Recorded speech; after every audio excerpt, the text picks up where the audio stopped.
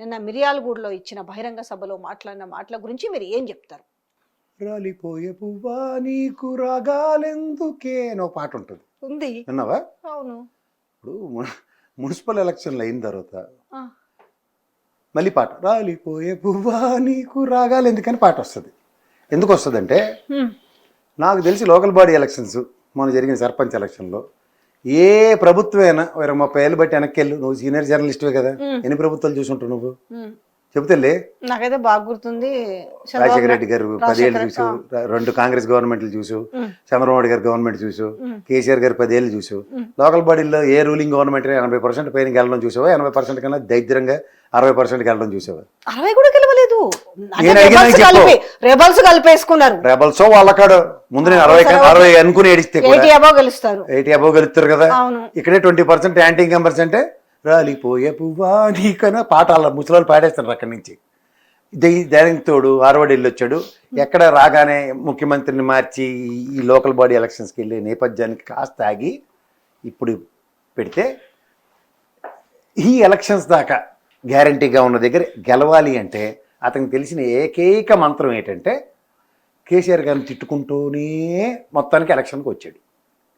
నువ్వు ఇందాక ఇంట్రడక్షన్లో ఒకటి అన్నావు, నన్ను గుంపు మేస్త్రి అని బిరుదావుడు ఇచ్చుకున్నాడు, ఆయన ఇచ్చుకున్నాడు. కానీ మనం తెలంగాణ జాతిపిత కేసీఆర్ గారని ఎవరిచ్చారు? కొంతమంది ప్రజల్లో అలా భావానికి లోనై ఈయన నిజంగా తెలంగాణ సాధకుడు, తెలంగాణకి మనకి అన్ని పదవులు త్యాగం చేశారు అని అంటారు. నీకు తెలుసా ఈ నేపథ్యం ఉంటుంది పెద్దానికి. వాషింగ్టన్ గారి పేరు విన్నాను ఎప్పుడైనా? జార్జ్ వాషింగ్టన్ అమెరికా ప్రెసిడెంట్ 2 సార్లు చేశారు.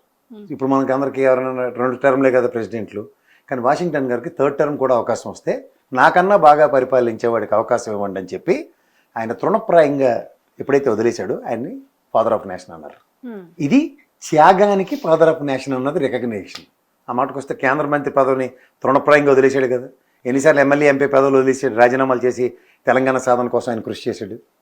అంటే ప్రజల గుండెల్లో ఒక వాషింగ్టన్ ఎలా గౌరవించుకున్నారో ఆ స్థాయిలో ఇన్ని గౌరవించుకుంటారు కదా తెలంగాణ సమాజం. తర్వాత ఇద్దరు తెలుగుదేశం నుంచి వచ్చారు అనుకుందాం మళ్ళం అనమాట. తెలుగుదేశంకి వచ్చిన తర్వాత ఆయన ఏం చేశాడు?